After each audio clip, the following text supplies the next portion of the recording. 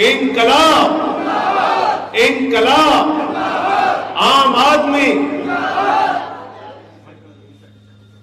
मंच पर आसीन इस क्षेत्र के बीसलपुर विधानसभा के लोकप्रिय प्रत्याशी डॉक्टर डीपी गंगवार जी, मंच पर आसीन माइनॉरिटी विंग के प्रदेश के अध्यक्ष भाई शकील मलिक जी, प्रदेश के उपाध्यक्ष हैदर भाई, बरेली के जिलाध्यक्ष विनय भाई, हरिशंकर जी हमारे वरिष्ठ उपाध्यक्ष बीसलपुर के, और सुरेश जी, धर्मपाल गंगवार जी जो हमारे प्रत्याशी हैं, अवनीश मिश्रा जी जिलाध्यक्ष यूथ विंग, और आप सबका हृदय की गहराइयों से स्वागत और अभिनंदन करता हूं। साथियों और दोस्तों, 2 दिन के बाद इस विधानसभा में चुनाव होने जा रहा है। अपने वोट की ताकत से आप ये फैसला करेंगे कि इस क्षेत्र से कौन आपका विधायक होगा। बीजेपी वाला होगा, सपा वाला होगा, कांग्रेस वाला होगा, बसपा वाला होगा, या आपके बीच एक पढ़ा लिखा योग्य डॉक्टर प्रत्याशी डॉक्टर डीपी गंगवार इस क्षेत्र के विधायक होंगे। ये फैसला आपको, ये आपको अपने उंगली की ताकत से करना है, एक वोट से करना है। आम आदमी पार्टी के बारे में लोग पूछते हैं, कहते हैं आपका वोट बैंक क्या है, वोट बैंक क्या है? तो मैं उनसे कहता हूं, हमारा कोई वोट बैंक नहीं। हमारा वोट बैंक वो है जो 300 यूनिट बिजली फ्री चाहता है, जो शिक्षा अच्छी चाहता है, जो अस्पताल अच्छे चाहता है, जो 5,000 रुपए बेरोजगारी भत्ता चाहता है, और माताओं बहनों के लिए 1,000 रुपए प्रति माह चाहता है, वो हमारा वोट बैंक। जो किसान फसल का दाम 24 घंटे के अंदर अपने खाते में चाहता है, वो हमारा वोट बैंक है। क्योंकि वोट बैंक बनाने वाले, ये जाति धर्म की राजनीति करने वाले, ये हिंदू मुसलमान के नाम पे, अगड़ा पिछड़ा के नाम पे आपको लड़ाने वालों ने, ये वोट बैंक वालों ने आपके बैंक 75 साल में खाली करके आपको कंगाल बनाने का काम। अभी मैं आदित्यनाथ जी को सुन रहा था, वो कह रहे थे अगर दूसरी पार्टी को वोट दिया, अगर बीजेपी को वोट नहीं दिया तो उत्तर प्रदेश बंगाल हो जाएगा, केरला हो जाएगा, जम्मू कश्मीर हो जाएगा। तो मैंने कहा आदित्यनाथ जी, उत्तर प्रदेश बंगाल हो जाएगा कि नहीं हो जाएगा, लेकिन अगर आदित्यनाथ जी को वोट दे दिया तो कंगाल जरूर हो जाएगा, कंगाल जरूर हो जाएगा। क्या किया 5 साल में आपने? 5 साल पहले आप आए थे तो आपने कहा था ना गुंडा राज, ना भ्रष्टाचार, अब की बार भाजपा सरकार, और आपको 325 सीटें उत्तर प्रदेश के लोगों ने दिया। लेकिन 5 सालों में उत्तर प्रदेश की जनता का क्या हाल किया, ये आपसे पूछना चाहता हूं। अगर गुंडा राज की हम बात करें तो रात को 2 बजे एक गरीब की बेटी हाथरस में जला दी गई, बताइए वो क्या था। अगर हम गुंडा राज की बात करें तो इंद्रकांत त्रिपाठी व्यापारी की हत्या कर दी गई, प्रभात मिश्रा का फर्जी इनकाउंटर कर दिया गया, खुशी दुबे आज भी जेल में सड़ रही है, अरुण वाल्मीकि को पीट पीट के मार दिया गया, मनीष गुप्ता को पीट पीट के गोरखपुर में मार दिया गया। गुंडा राज की अगर हम बात करें तो छोटी छोटी बच्चियों के साथ बलात्कार की घटनाएं उत्तर प्रदेश में हुई। मैं पूछना चाहता हूं आदित्यनाथ जी, आप कैसे गुंडा राज दूर करोगे जब आपका गृह राज्य मंत्री, उसकी गाड़ी से उसका बेटा 4 किसान और एक पत्रकार को कुचलकर मार देता है। जिस देश का गृह राज्य मंत्री खुद अपराधी हो, उसका बेटा अपराधी हो, उस प्रदेश में गुंडा राज खत्म नहीं हो सकता। भैया मैं सुन रहा था एक दिन गृह मंत्री जी ने कहा, अमित शाह जी ने कहा, उत्तर प्रदेश में 16 साल की लड़की गहना लाद कर रात में 12 बजे घूम सकती है। मैंने कहा गृह मंत्री जी, हमारी बेटियों को सलाह देना बंद कीजिए। रात को 12 बजे अगर गहना पहन के बगैर सुरक्षा के अमित शाह निकल जाए तो उनका क्या हाल होगा पता नहीं चलेगा। गए थे कैराना, अभी कैराना में जाके उन्होंने कहा अब पलायन नहीं होने देंगे। मैंने कहा क्यों भाई?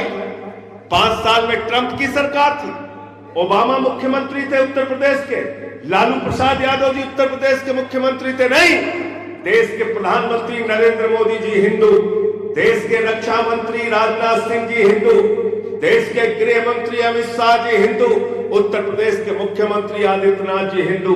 जब ऊपर से लेके नीचे तक सारे जगहों पे हिंदू बैठे हैं तो मुझे बताओ तुम्हारे रहते हुए हिंदुओं का पलायन कैसे हुआ? अपने पद से इस्तीफा दो, आपको अपने पद पर बैठने का अधिकार नहीं। नकली बातें चुनाव में करते, शिक्षा की बात नहीं करते, बिजली की बात नहीं करते, पानी की बात नहीं करते, बेरोजगारी की बात नहीं करते, किसानी की बात नहीं करते। क्या हुआ हमारे बेटों के साथ? दौड़ा दौड़ा के सड़कों पर मारा गया प्रयागराज में वो बेरोजगार लड़के जो नौकरी मांगने के लिए निकले थे। उत्तर प्रदेश में और देश में बेरोजगारी का आलम क्या है? रेलवे की भर्ती निकली 35,000 भर्ती, और उसके लिए 1 करोड़ बच्चों ने फॉर्म भरा। कितने बच्चों ने? 1 करोड़। और वो भर्ती भी जब निकली उसमें घोटाला हुआ।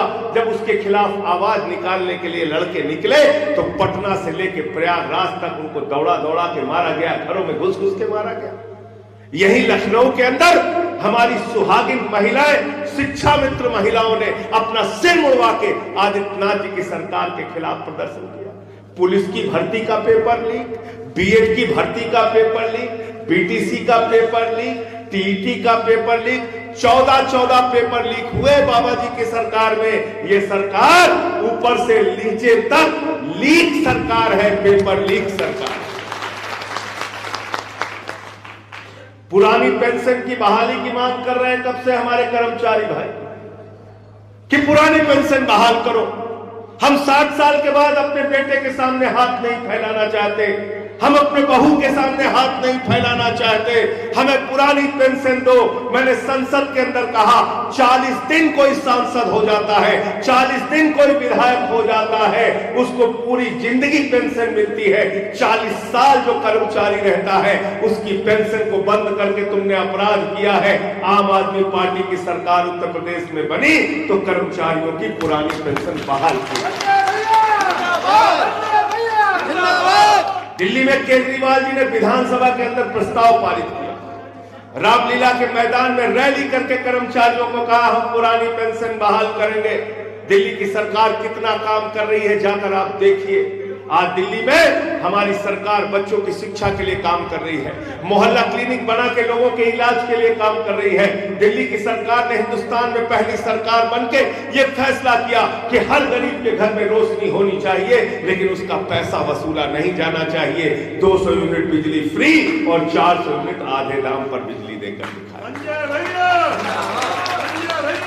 गरीब हो अमीर हो, हम सब की एक ही तमन्ना होती है हमारा बच्चा अच्छे स्कूल में पढ़कर निकले, हमारे बच्चे को अच्छी शिक्षा मिले। लेकिन उत्तर प्रदेश के स्कूलों में बच्चों को नमक रोटी खाने को दी गई। हमने देखा इस ठंड के महीने में जब स्कूल खुले थे बच्चे बगैर जूते के स्कूल जाते थे, साथ स्वेटर नहीं होते थे, बैग नहीं होते थे, ड्रेस नहीं मिल पाए उनको। इनका पैसा कौन खा रहा है? कौन खा रहा है? कस्तूरबा विद्यालय का पैसा जहां बच्चियां पढ़ने जाती हैं, 9 करोड़ रुपए कोरोना के समय में उन बच्चियों के नाम पर निकाल लिया गया, उनके खाने और स्टेशनरी के नाम पर निकाल लिया गया जब विद्यालय बंद।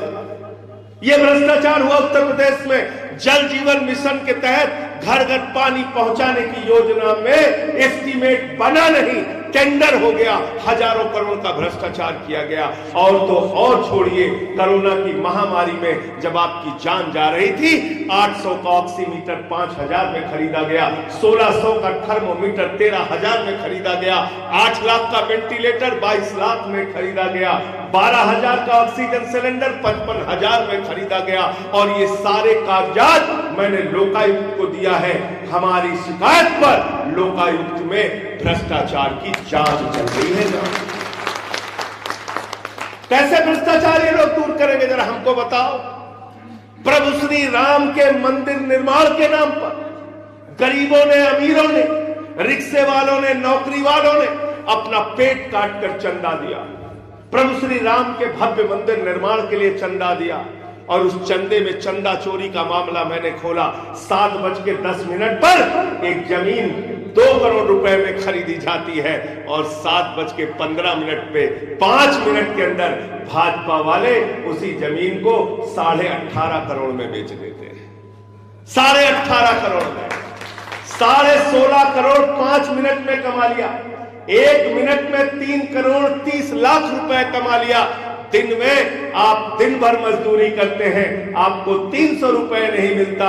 ये बेईमान प्रभु श्री राम के नाम पर 1 मिनट में 3 करोड़ 30 लाख और 5 मिनट में 16.5 करोड़ रुपए कमाने का काम करते हैं। अरे जो राम के नहीं हुए वो आम के कभी नहीं हो सकते। ये ना राम के हैं, ना आम के हैं और ना किसी काम के। इनसे सावधान हो जाओ। कानपुर वालों ने बैनर लगा दिया, चंदा चोरों से सावधान। भाजपा पहुंच के फाड़ने लगे। लोगों ने कहा इसमें तुम्हारा नाम तो लिखा नहीं। कहने लगे हमें मालूम है किसके लिए लिखा है। यह हालत हो गई, यह हालत हो गई। इसलिए किसान के फसल के दाम पे नाम पे चुनाव नहीं लड़ते, बच्चों की अच्छी शिक्षा के नाम पर चुनाव नहीं लड़ते, अच्छे अस्पताल कैसे बनाएंगे इसके नाम पर चुनाव नहीं लड़ते, आपकी सड़कें अच्छी कैसे होंगी इसके नाम पर चुनाव नहीं लड़ते, कर्ज माफी क्यों नहीं हुई किसानों की इसके नाम पर चुनाव नहीं लड़ते। चुनाव लड़ते हैं किसके नाम पर? हिंदू, मुसलमान, सिख, ईसाई, अगला, पिछड़ा, दलित, सवर्ण, पाकिस्तान, जिन्ना जिन्ना जिन्ना जिन्ना जिन्ना का भूत सवार हो गया भाजपाइयों के ऊपर। जिन्ना का भूत सवार हो गया। हिंदुस्तान में सबसे बड़ी जिन्नावादी पार्टी कोई है तो उस पार्टी का नाम है भारतीय जनता पार्टी। लाल कृष्ण आडवाणी जी गए थे जिन्ना की कब्र पर मत्था टेकने। लाल कृष्ण आडवाणी जी गए थे और 3 राज्यों में जिन्ना की पार्टी मुस्लिम लीग के साथ सावरकर और श्यामा प्रसाद मुखर्जी ने सरकार बनाई थी।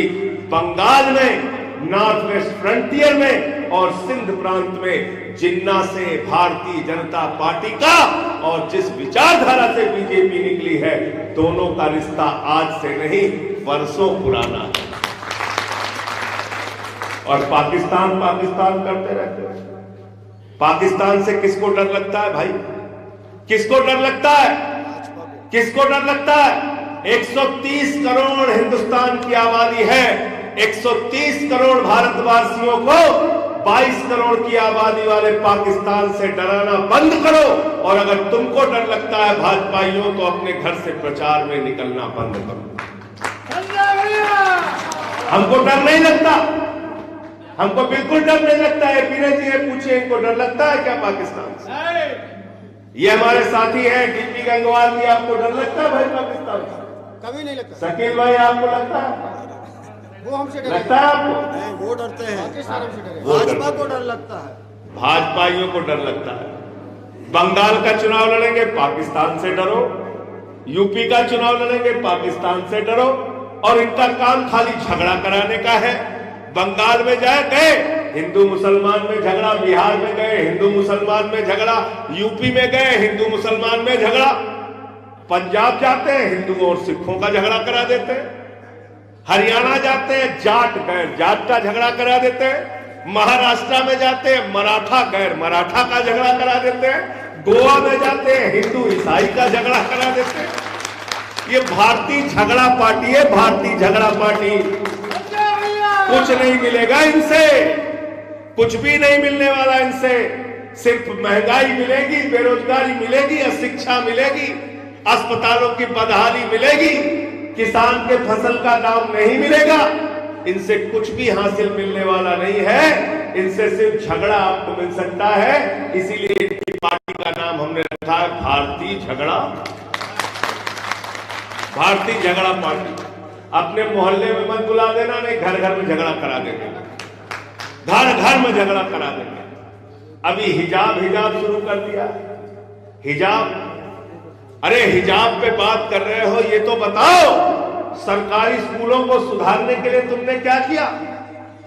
बच्चे बच्चियों को आपस में लड़ा रहे हो, ये तो बताओ नमक रोटी उनको खाने के लिए क्यों मिलती है? और मैं आपको ये कहना चाहता हूं, भाजपा से सावधान हो जाना। कभी इनको बच्चियों की जीन्स के पैंट पहनने से प्रॉब्लम हो जाती है, कभी इनको हिजाब पहनने से प्रॉब्लम हो जाती है, कल को हमारी हिंदू बहनें घूंघट निकाल के निकलेंगी, उससे इनको प्रॉब्लम हो जाएगी। हमारी सिख बेटियां सर ढाक के निकलेंगी, उनसे इनको प्रॉब्लम हो जाएगी। ईसाइयों की बेटियां वो सर ढाक के निकलेगी, उनसे प्रॉब्लम हो जाएगी। दलित के घरों की बहुएं वो घूंघट निकाल के निकलेगी, उनसे प्रॉब्लम हो जाएगी। लेकिन मैं आपसे कहना चाहता हूं, मेरी दुश्मन की भी बेटी के सामने, अगर मेरे सामने मेरे दुश्मन की बेटी के साथ भी छेड़खानी करने की कोई हिम्मत करेगा तो अपना जीवन दे के उसकी रक्षा करना।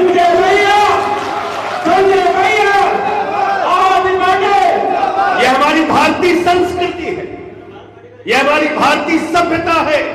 बेटी बेटी होती है, हिंदू की हो, मुसलमान की हो, सिख की हो, ईसाई की हो, गरीब की हो, अमीर की हो, उसकी इज्जत के साथ खिलवाड़ करने की इजाजत किसी को भी नहीं।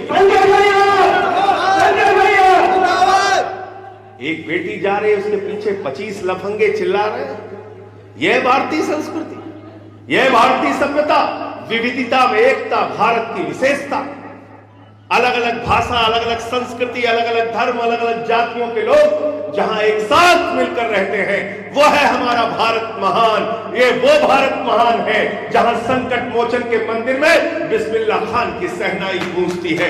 ये वो भारत महान है जहां मलिक मोहम्मद जायसी पद्मावत लिखते हैं, रसखान को पढ़कर हम भगवान कृष्ण के बारे में जानते हैं, और मोहम्मद रफी गाना गाते हैं, सुख के सब साथी दुख में न कोई, मेरे राम तेरा नाम एक सांचा दूजा। ये हिंदुस्तान, इस हिंदुस्तान की पहचान को मिटाना चाहते हो, इस हिंदुस्तान की खूबसूरती को खत्म करना चाहते हो। अरे भारत माता की जय तुम भी लगाते हो, भारत माता की जय हम भी लगाते हैं, तुम भारत माता की जय लगाते हो तो झगड़े कराते हो, और जब हम भारत माता की जय लगाते हैं तो हम ये मानते हैं भारत माता के 130 करोड़ बच्चे हैं और कोई मां अपने बच्चों में झगड़ा कराने का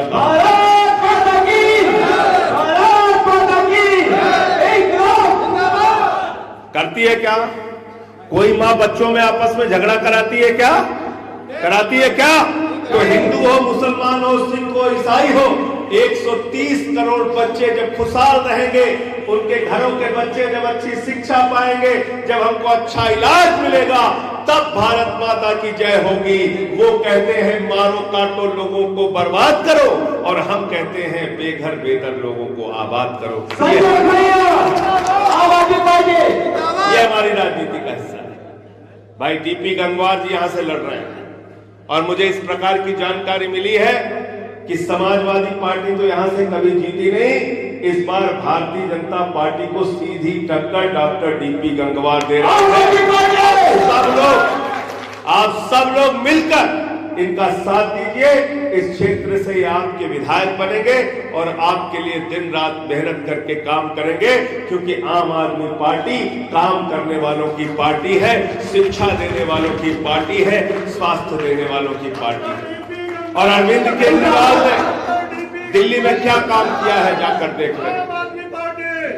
जब केजरीवाल जी मुख्यमंत्री बने तो सरकारी स्कूल बदहाल थे, बच्चे टाट पट्टी पर बैठ के पढ़ते थे।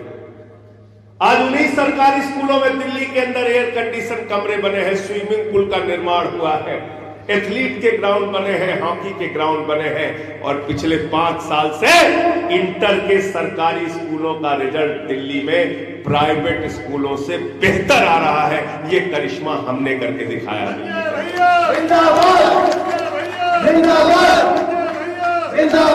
दिल्ली के अंदर मोहल्ला क्लिनिक बनाया, जहां 200 तरह की जांच फ्री होती है, अल्ट्रासाउंड फ्री होता है, दवाएं मुफ्त में मिलती हैं, और अगर ऑपरेशन की तारीख 1 महीने से ज्यादा मिल जाए तो केजरीवाल जी कहते हैं किसी प्राइवेट अस्पताल में ऑपरेशन करा लेना, पैसा दिल्ली की सरकार दे। 300 यूनिट बिजली फ्री, माताओं बहनों के लिए बस की यात्रा फ्री, 200 यूनिट बिजली फ्री, 400 यूनिट आधे दाम पर। ये सारे काम हमने दिल्ली में करके दिखाए हैं।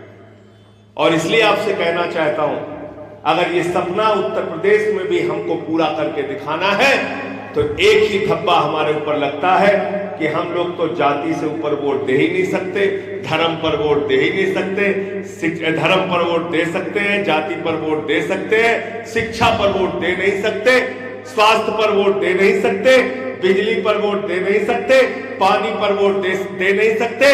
तो जाति धर्म पर वोट देने का जो आरोप हमारे ऊपर है उसको अब की मिटा देना और शिक्षा, स्वास्थ्य, बिजली, पानी जैसे बुनियादी मुद्दे पर वोट देने का काम करना, डॉक्टर, टीचर, अखबार को वोट देने का काम करना। आदित्यनाथ जी ने कहा गर्मी उतार देंगे, गर्मी उतार देंगे। ऐसी भाषा एक मुख्यमंत्री को नहीं बोलनी चाहिए, नहीं बोलनी चाहिए। उन्होंने कहा सुनो केजरीवाल, केजरीवाल उनके घर में काम नहीं करते। केजरीवाल इस देश के लोकप्रिय मुख्यमंत्री हैं जो IRS की नौकरी को लात मार के जनता की सेवा करने के लिए, देश की सेवा करने के लिए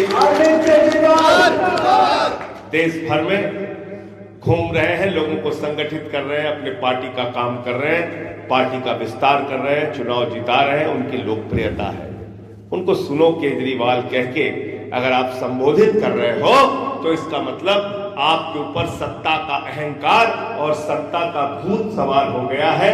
और भूत उतारने के लिए हमारे अवध के क्षेत्र में ओझा लोग झाड़ू का इस्तेमाल करते हैं। किसका इस्तेमाल करते हैं? किसका इस्तेमाल करते हैं? तो सत्ता का अहंकार, सत्ता का भूत उतारने के लिए झाड़ू चला दो और राजनीति की गंदगी को साफ कर दो। बहुत बहुत शुक्रिया, बहुत बहुत धन्यवाद।